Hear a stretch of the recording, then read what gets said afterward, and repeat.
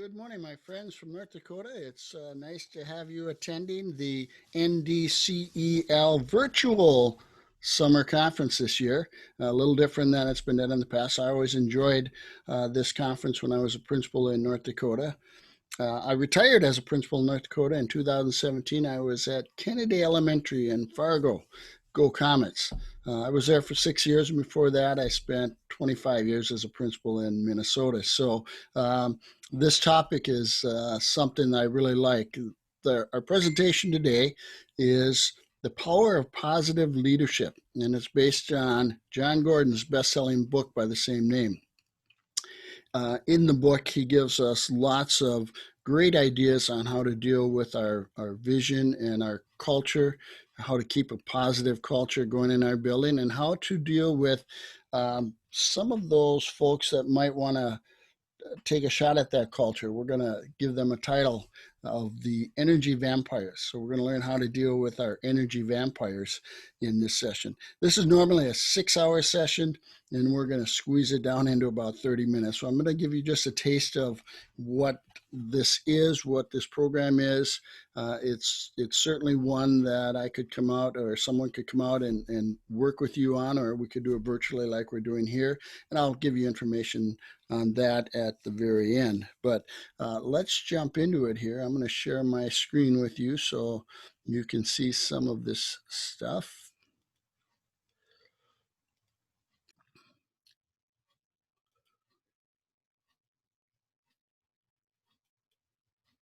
So, excuse me, the virtual power of virtual training for the power of positive leadership.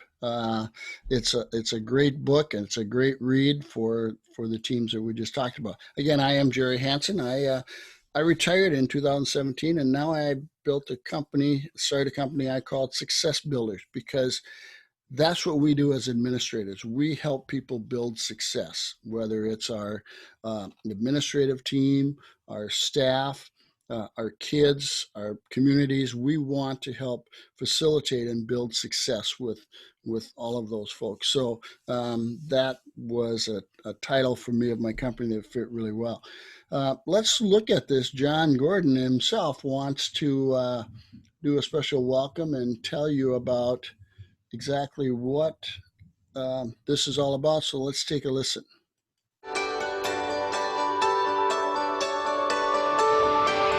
Hey, I'm Jon Gordon, and I want to welcome you to the Power of Positive Leadership training program.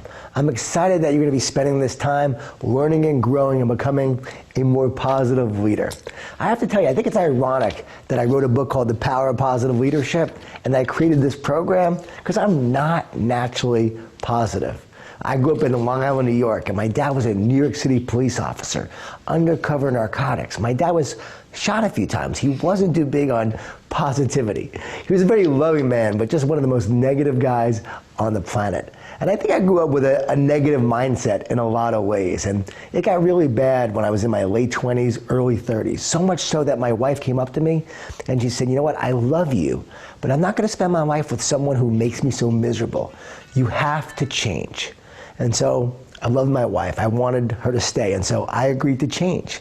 And that began the journey of going from negative to positive. I started to do all this research on ways that I could be more positive. I then wrote a book called The Energy Bus.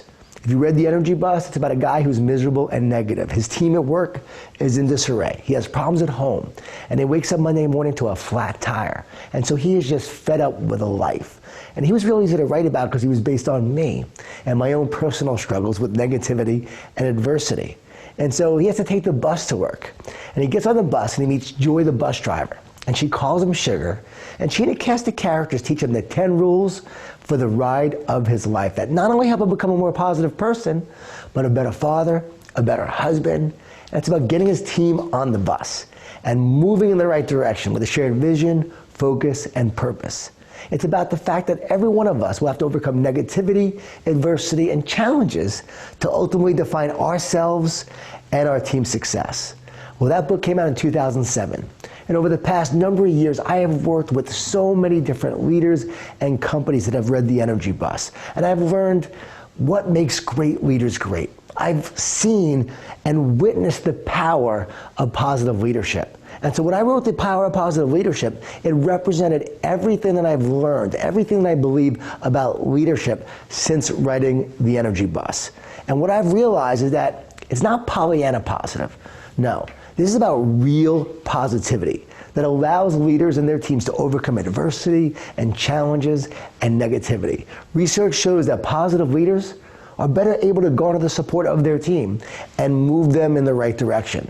We know that positive leaders outperform negative leaders. We know that positive, optimistic leaders are more likely to create success and create the future. Because they believe in it, they're able to rally their teams to create it. It's not just a nice way to lead. It's the way to lead if you want to have true success with your organization and with your team. And I'm so excited that you're part of this program, because one person who decides to become a positive leader not only makes themselves better, they make everyone around them better. And you're going to learn practices, principles, ideas, and strategies that will take your leadership to the next level. Are you ready to get started? Let's go.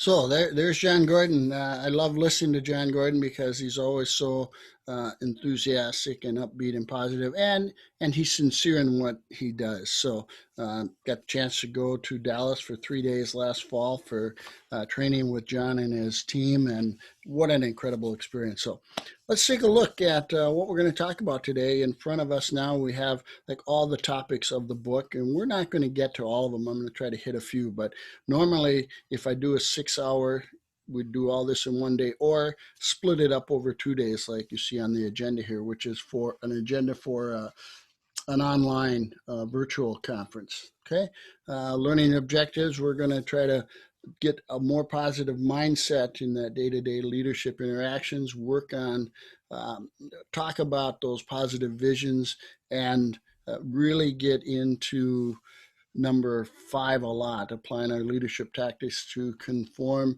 transform, and remove negativity, because we know we have a little bit of that in our building. So why does positivity matter? Why is it important? Well, because positive leadership is so powerful. As a leader, you will face many challenges and adversity and negativity and tests, just like we have experienced this spring. The last 3 months have been jam-packed with challenges. Every day there's a different challenge. And so, to maintain that positive leadership so that our staff stays positive is important. You set the culture in your building, you set the mood in your building, in your district. And it's important that we do this. So positive leaders inspire. They keep us going. Now, there's a nice quiz that you can take on the powerpositiveleadership.com. It's a free assessment on how positive of a leader are you. It's a fun one to take, and then you get some results from that. So go ahead to that website. Also, I should tell you that on the Jon Gordon website, jongordon.com, there's a ton of free resources there for you that you can use with staff or even yourself, different action plans, different things and whatnot. So I love this story, an analogy that's in the book. It's about the carrot, the egg, and the coffee bean.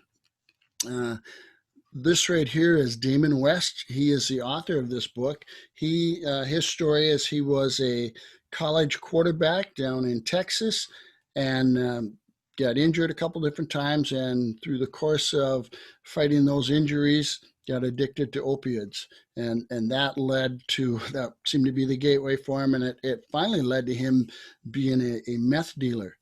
So he'd gone from being a college quarterback, an all-star high school quarterback, to a college quarterback, to a meth dealer who was busted and thrown in prison, and basically received a 60-year sentence.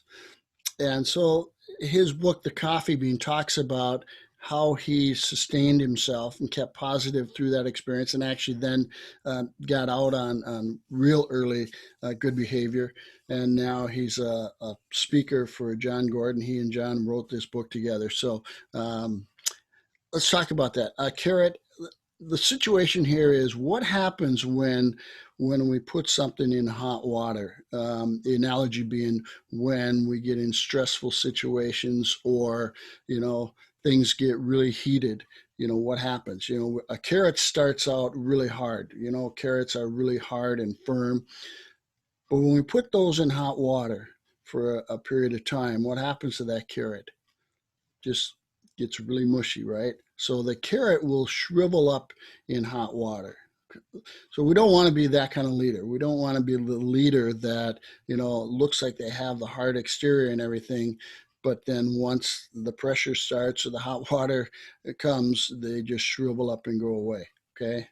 The egg has a hard shell, really hard shell, but soft on the inside. So you might be one of those leaders that has a real kind heart and real soft on the inside, but you have that hard shell because you need that.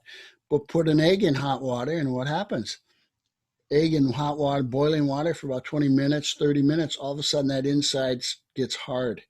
And sometimes that's what happens to people when they're experiencing that hot water experience a lot. They just get hardened on the inside. And what might have been a kind heart all of a sudden becomes a hardened heart because they've just been beat on so much, and they've just had so much hot water, so to speak. Now, let's look at the coffee bean. What happens to the coffee bean? What happens when we put coffee bean in hot water? It doesn't get soft. It doesn't get hard. The coffee bean changes the water, where the water will change those other two things, but the coffee bean actually changes the water to be more like it. It transforms the water into something good.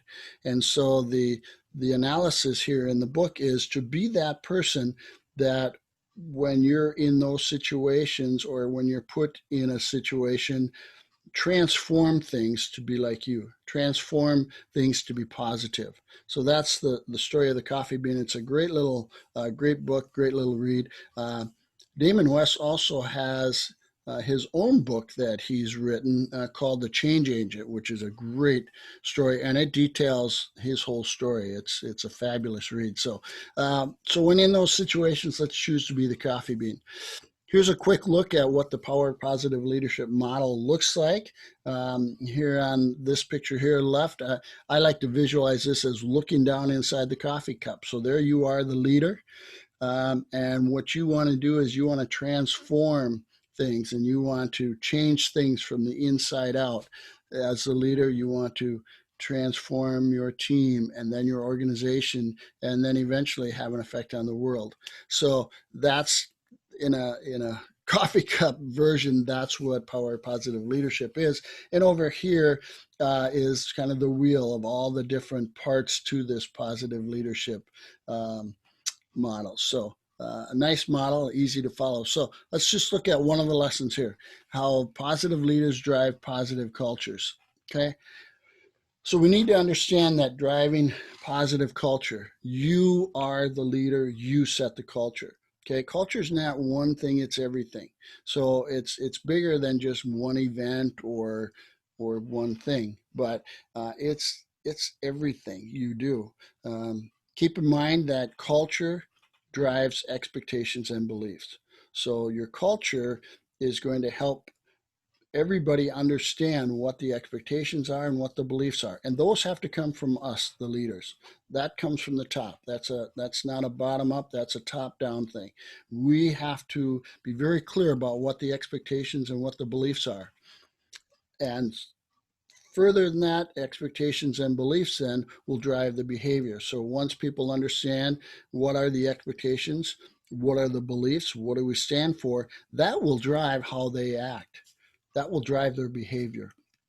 Now, if there's positive expectations, positive beliefs, then we'll see positive behavior. But if there's a lack of expectations or negative expectations and beliefs, then of course we're not going to have good behavior. But we want positive beliefs, positive behavior, and then those behaviors drive habits. Those behaviors become habits.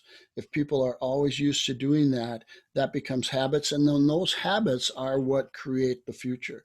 Those habits, things we do all the time, is why we're able to sustain a positive culture and sustain the future. So this page is an important page to just get those concepts in our mind. Another great concept that I like how Jon does it is use the analogy of a tree as our organization. And you want to spend time focusing how to invest in the root of the tree so that the tree has fruit. Let's talk about that a little bit. If we look over here, we see in our world test scores. So all of these things, all the leaves and the fruit, those are the results. Those are the end things. Those are things we can measure, right? We can measure our success by test scores or profit, or as a business manager might look as a healthy budget. A coach might look at wins. We can measure our success by wins. A salesman measures their success by total number of sales. But when I just planted a new tree out in my yard a week ago, and so when I go out to water that tree, I don't water up here. I don't water the leaves. All right. I need to water the root, because I need to provide nourishment to that root. I've planted some fertilizer with that, the whole thing, got that ready. And so now I need to water and continue to water and nourish the roots, because that's what's going to make the fruit grow. If we just if we just worry about these things without spending time here, without watering the roots, then we're not going to get good fruit. We think of our roots. When we think of our roots, you need to think about that as your culture. So you need to nourish and water your culture in your building, and you need to do PD. You need to do good, effective, meaningful professional development. That's going to be watering those roots. So the more time we spend here, the better we're going to have fruit. So that's one of the things that they spend a lot of time on, and how to do that. So we share the vision, as the leader of the district or our building. We want to share the vision. But I love this poster on the right. Don't tell the world your mission statement. Show the world you are on a mission. Show them that you are on a mission to educate their kids, to be positive, to do all the good things. Show them that. Okay, actions are much more powerful than the words are. So let's look at another one of the chapters. Positive leaders lead with optimism, positivity, and belief. I love this quote by Gandhi. I will not let anyone walk through my mind with their dirty feet. I will not let anyone walk through my mind with their dirty feet. Now, in today's world, we may adjust that a little bit like this. I will not let anyone walk through my mind with their dirty tweet. With their dirty tweet. The Twitter world can be pretty negative out there, and so we just have to be sure that we aren't letting all of those things, the words that are said and the tweets that come our way, if they're negative, we just have to block those out. We have to make our positive energy stronger than the negative energy out there. So here's a great analogy in the book that I just love, and it's about two dogs. A lady is living in a village, and she goes to the wise person in the village and says, I don't know what to do. It's like I have these two voices in my head. I have these voices in my head, and one of these voices is telling me that I am good and I can do this and all of those things. But I have this other voice that is telling me I'm not very good and I can't do that, and I'm not very smart. Which voice should I listen to, is what she asks. And the wise person said, it's like we all have two dogs in our mind. We all have two dogs inside of us, and they're always battling, and we want to figure out who will win. And then he paused and he said, I will tell you who will win. The one you listen to will win. If you listen to the positive dog, that dog will win. If you listen to the negative dog, that dog will win. So important concept there. Who are we listening to? Which of those voices? And Jon's got a nice book called The Positive Dog. A lot of his books are real easy to read and short reads, but powerful. So this is one of them there. Another great example of this is Dr. James Gills, who runs marathons and runs Ironmans. And so he's done a piece on the lessons from the Ironman. And when he was asked, how in the world do you do that? In fact, he ran 2 marathons back to back, like one on Saturday and one on Sunday. Some of us think about even running one marathon, and that's overwhelming, but run one, rest up, refuel, and run the next one the next day. So he was asked, how do you do that? At age 58, how did you do that? And he said, I had to learn how to quit listening to myself. I had to quit listening to my body, which was telling me, stop, this hurts. We don't have to do this. That's what my body was telling me. So that's the negative dog speaking to him. He said, I had to create positive talk. So I had to talk to myself, telling myself I can do this. I've trained for this. And I really focused on one step at a time. I just focused on the next step. I didn't think about that I had 20 miles left, or that today was Saturday and I was going to do this again tomorrow, and how would I do it? I just focused on the very next step. And that's how he was able to run 2 marathons back to back. So a neat story, but really illustrates on listening to the positive things. Tell yourself positive things rather than the listening to the negative things. So another one thing that I really like in the book, practice that they recommend, is have a gratitude practice. Have some things that you intentionally do that will be positive. Because here's the deal. The way your brain works, you can't be grateful and stressful at the same time. It doesn't work. Your brain has to pick one or the other. So if you direct that, if you have a grateful practice every morning, or maybe you do what Jon calls a thank you walk, a quick walk where you just spend some time, either right away in the morning or in the evening, and spend some time thinking about the good things that have happened, or what are you grateful for, and put that stuff down in a journal so it's more accountable. So gratitude walks are wonderful things. This is another idea that he has that I really like. A lot of us do lists. I'm an I personality. I live and die by the list. I have lists all over, and I have lists to tell me where this list is and everything. So I have lots of things on that list that I have to do. I have to get done. So when we look at it that way, I have to do this, it sometimes has kind of a negative connotation. I have to do this. It's hanging over me.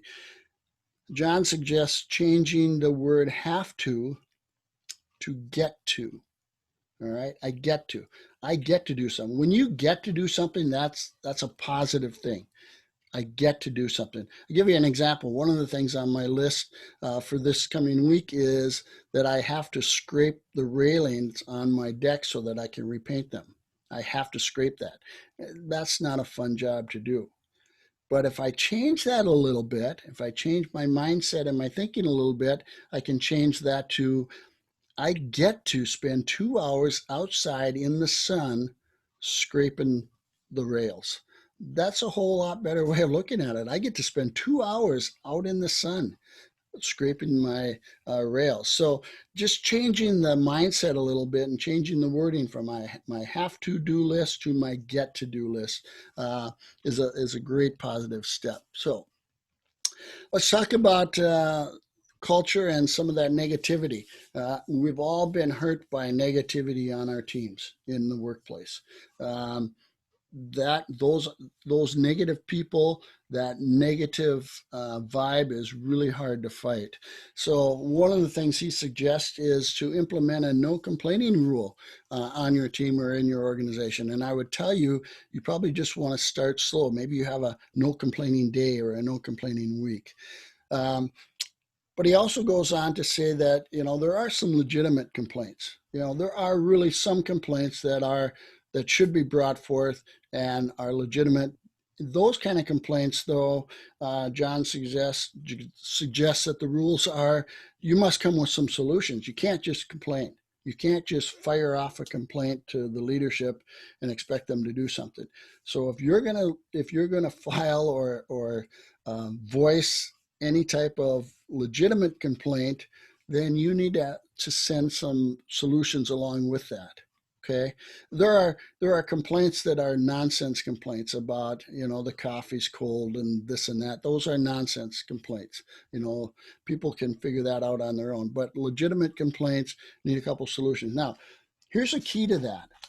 If someone comes to you with a legitimate complaint, we have to listen to those, because if we don't ever listen to the solutions they bring forth, that's going to catch on quickly and they're just going to quit bringing those to us. So we have to listen to those. And you know what? We don't have all the best ideas. Other people can have good ideas, and managers who have tried this have found lots of good solutions come from people.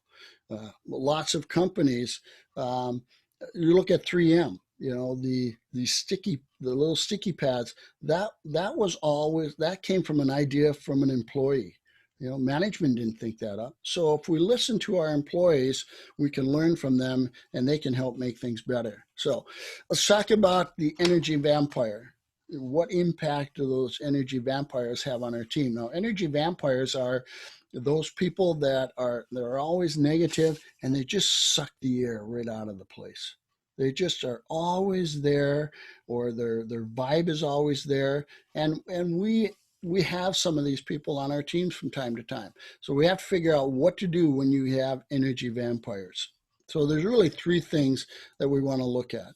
First, turn on the light for the vampire. In other words, bring them into the fold, sit down with them, find out why are they so negative? What's going on? What is it you don't like? Now, some people just by nature are negative and like to complain a little bit, but sometimes with people, it's that something not even related to work, something's going on in their personal life or whatnot, and they're just bringing that to work. And so you want to turn on the light, or you want to let them in on why you're thinking the way you are. When we let people know the why for things, they're much more apt to go along with it. So make sure that you're clear in the why you're doing things. So then we want to transform those vampires. So remember, they were probably once pretty good employees, or maybe they still are. The work they do is really good. It's this other part that's not so good, their attitude and their things they say, and they badmouth people, stab people in the back, but their actually work they do, they're valuable for the knowledge they have and whatnot. So we want to try to transform them if we can. Now, there will be times when we turn on the light for them and it still stays dark. We try to transform them, but there's no change in the stripes on the zebra. And so when all else fails, when that happens, we need to kick the energy vampires off the bus. We need to get them off the bus, because there's not a seat on that bus that they fit into very well. One of the things when we talk about transforming, sometimes think about maybe that they're in the wrong seat on our bus. Maybe they're in the wrong department, or they're working with the wrong people, or we've got them misplaced somewhere, and moving them to a different spot solves a lot of that, because they're now happier. Maybe they're not happy in the position they're in. They're not happy on the seat that they're in. We move them to a different seat. Sometimes that works, but sometimes we just have to stop the bus and give them a boot, because it's just not working. That negative attitude is just too tough to deal with. So we all know about great relationships, building great relationships, and communication is a big part of that. Think about how you communicate. How often do you communicate? And do you have problems sometimes with rumors in your building, or people thinking stuff or coming to you with stuff that they heard that isn't true? Where that starts is probably lack of communication. Okay, so when there's a lack of communication, that creates uncertainty, and it creates this void. People don't know exactly what's going on, and when they don't know that, they make it up. They make up stuff, and then that spreads like wildflower, and the next thing you know, you've got a big mess on your hands. So, communicate, communicate, communicate. And there are times when there's things you can't tell them, but you know what? Just tell them that there's some things that I can't talk to you about, but just know that we're on top of this or whatnot. And if you have a good relationship, if you've spent time building relationships with your people, that will take care of that. As long as they know that you know and you're working on it, a lot of times that'll take care of that. But if you don't communicate, then they'll fill that void with negative stuff. So purpose, this, like I just said, the why, the purpose drives it all. Okay, what's our purpose? Why are we here? What are we here for? What's our why? Okay, what's our why? Now, there used to be a time when people didn't need to know that, or management just thought, I'm telling you to do something, go do it. You don't need to know the why, just do it.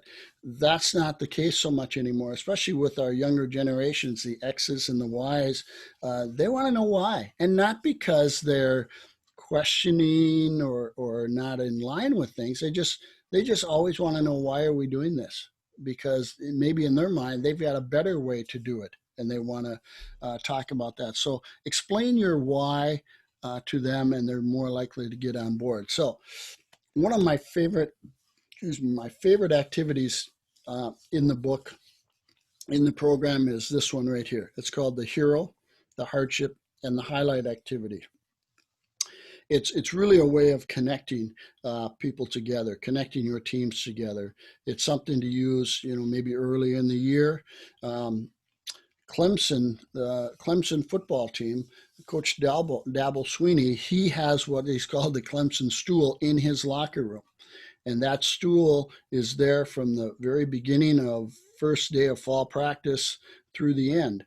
And every day, a player or a coach gets the opportunity to sit on that stool, and they tell everybody else who their hero is or was growing up. And they talk about any hardships they've faced, and also what to this point has been the highlight of their life. Idea here is, the more we know about each other, the more accepting we are.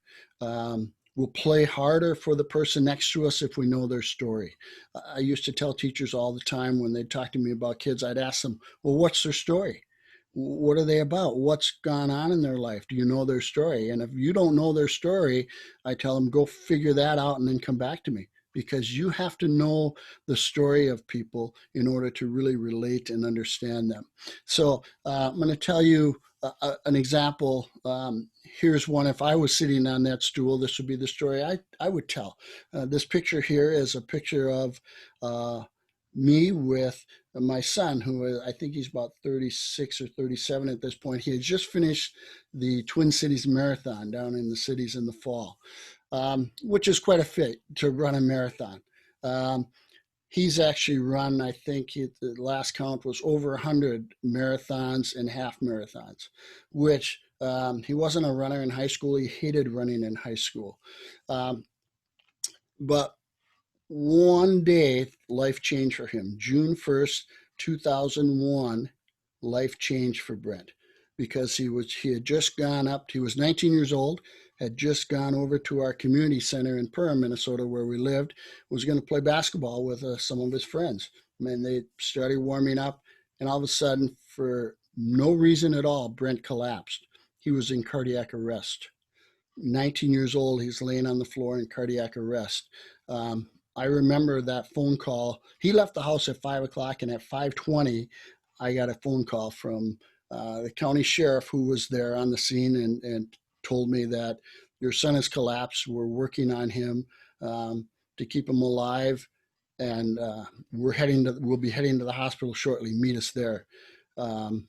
You can imagine the impact that a phone call like that will make.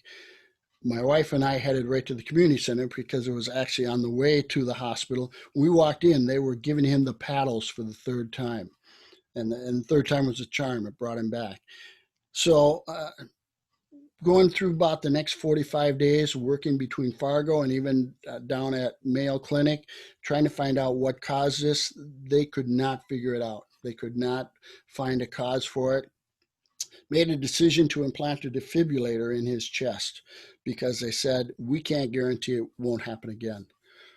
So at 19, this young man had a defibrillator in his chest, and all the things that he knew, all the dreams that he knew in his mind were gone. He went into depression, which is common with heart patients. Those of you who have experienced that, that's a common occurrence that happens. And so for about a year, he was pretty tough to live with, and for him it was tough. But all of a sudden he made a decision that he was going to change and he was going to do something. He started running. I don't know if he watched Forrest Gump or what, but he started running and he hasn't quit. And one of the highlights that we had was 2 years ago, we went with our son to Boston to watch him run the Boston Marathon.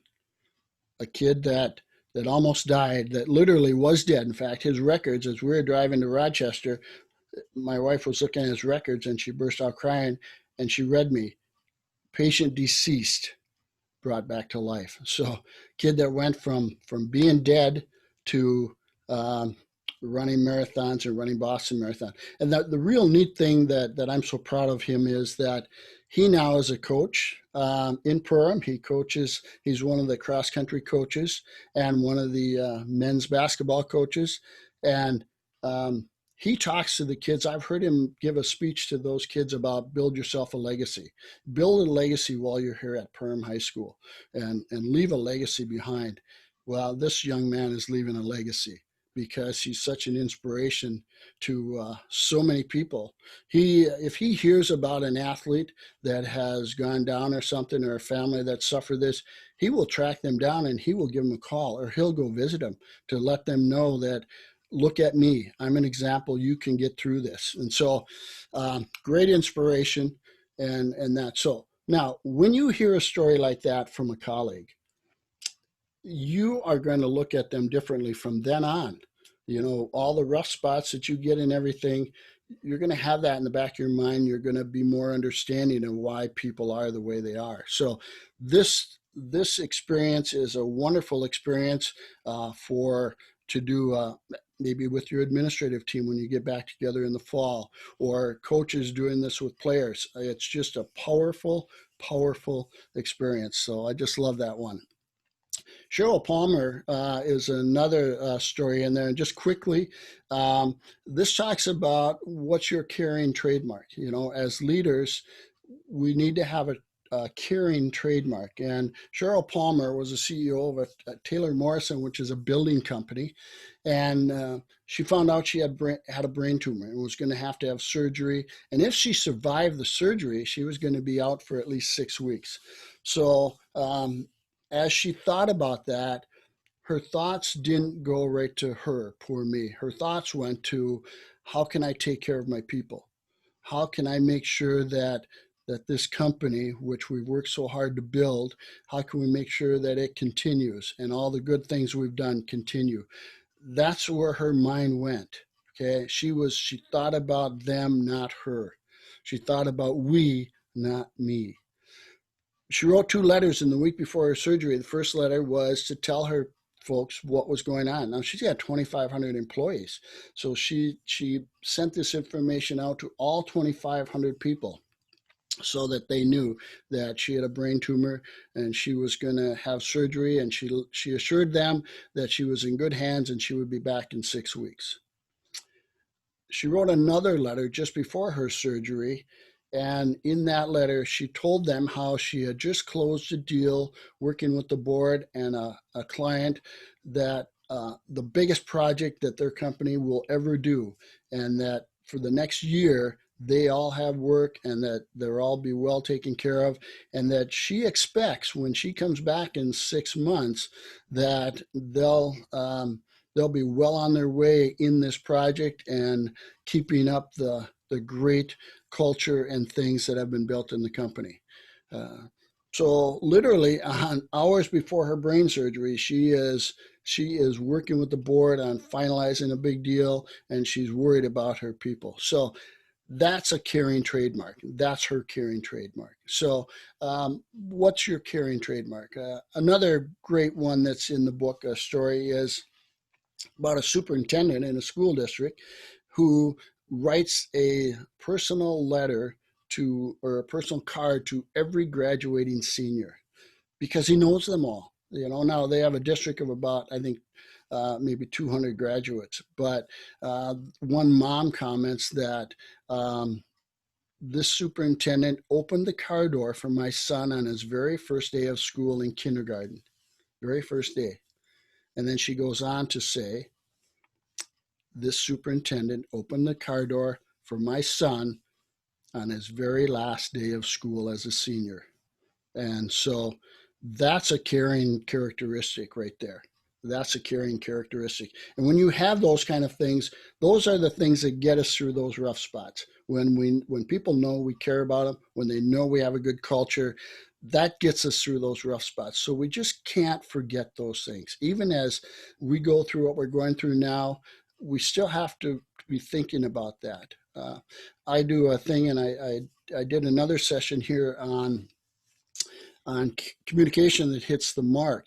And that's one of those things that people need to know, that we're communicating to them and that we're caring about them. So we just have to remember that personality, languages, and that are important. And one thing we have to remember is that we may make the decision to come back to school here in 2 months or so. Not everybody's going to be on board with that because of their personality, the way they are wired. Some people will be gun ho ready to go, like we should have done this before, and other people are going to be really worried about things. So you need to check in on some of that stuff. But the caring action, what's your unique caring personality, your caring action? So one other thing I want to highlight before we're done here is a great book that he has called One Word. And it's a little book, it's a small book, and it's really easy to read, and it's really popular. And the idea here is this: can you remember, if you made a New Year's resolution this year, can you remember what it was? Or if you have some goals, can you remember what those goals are? I can't. Usually I forget my New Year's resolutions by about February 1st, maybe even January 15th. The idea here is, if we focus on a word, we focus on one thing we're going to work on this year, not a goal, not a whole bunch of stuff. For instance, if I have a goal, I want to lose the COVID-25 that I've gained the last 3 months, right? If I want to lose those 25 pounds, if that's my goal, and I write that out to lose my weight by September 1, whatever, to make sure it's a smart goal,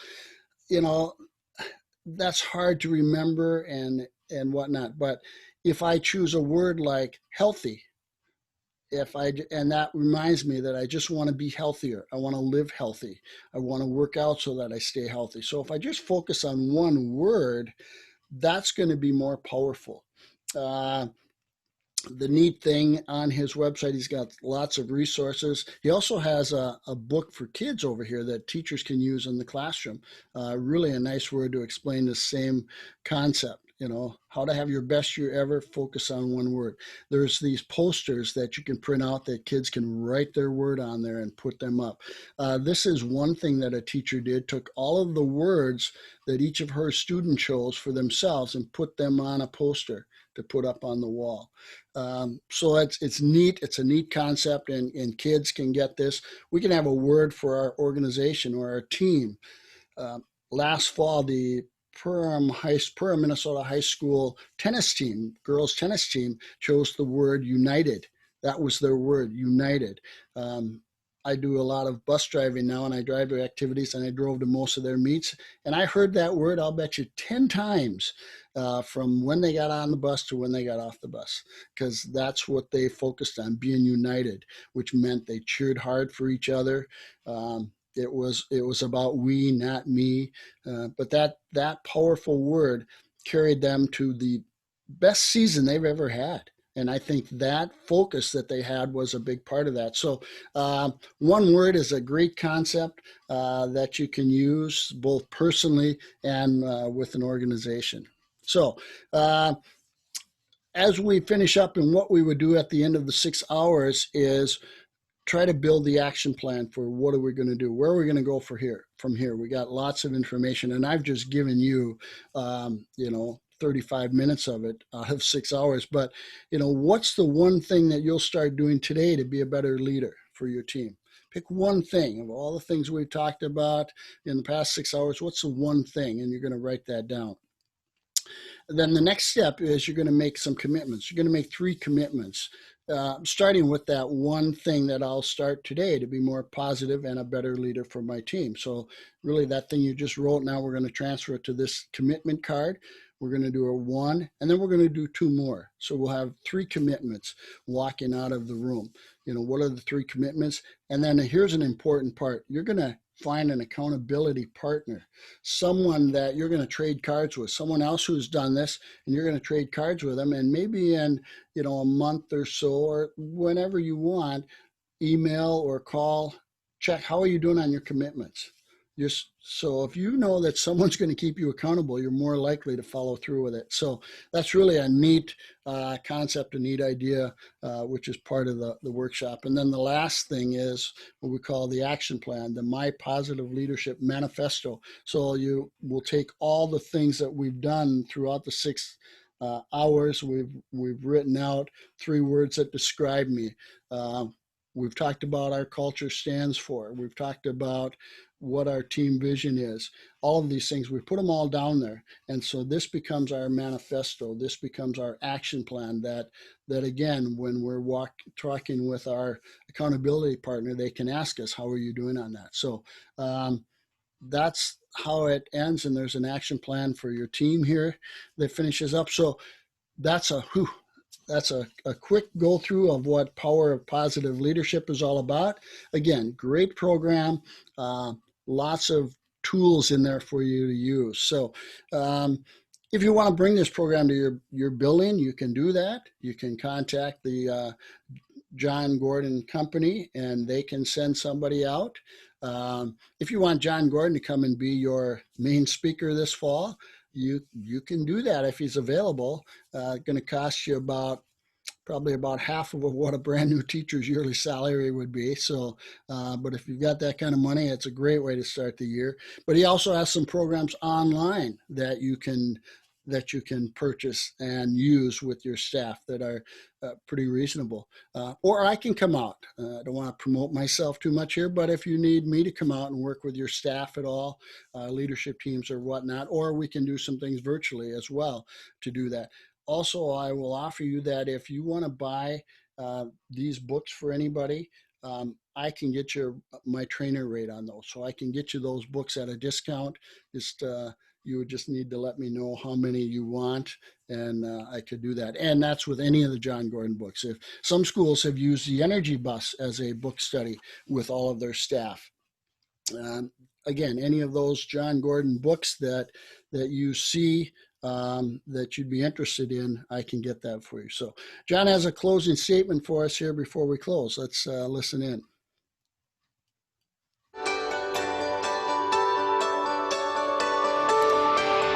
I want to thank you for taking part of this program.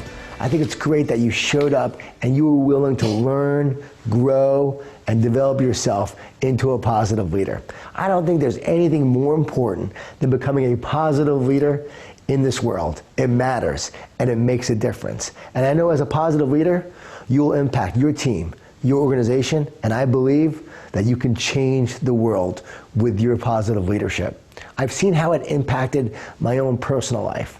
My daughter recently wrote her college essay, and in the essay she said, when I was young, my mom struggled with her health, and my dad struggled with himself. But I watched as my dad worked to become a more positive person, and they started writing these books and started sharing this message with others. And I saw people changed, and if he changed, and they can change, the world can change. You better believe that brought tears to my eyes because I saw how my one decision to be a more positive leader not only impacted me, but it impacted everyone around me. Everybody who was important to me benefited from my positive leadership. And I believe that everyone around you will benefit from your positive leadership. So let's go out there together, and with our positive leadership, let's change the world together. Thank you so much.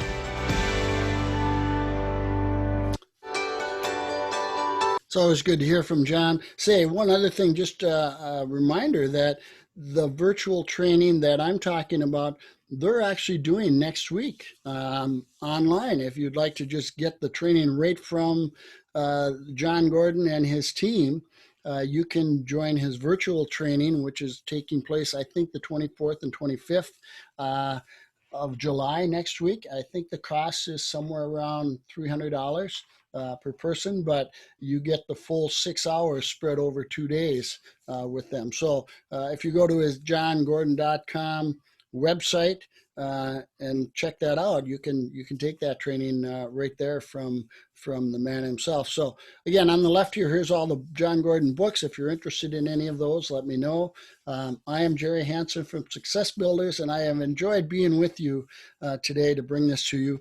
Have a great rest of the summer. Try to get some time out to charge your battery, as I know you've got a busy summer ahead planning for the uncertainty coming up this fall, but do it with a positive mind and a positive attitude. Thanks so much for joining me.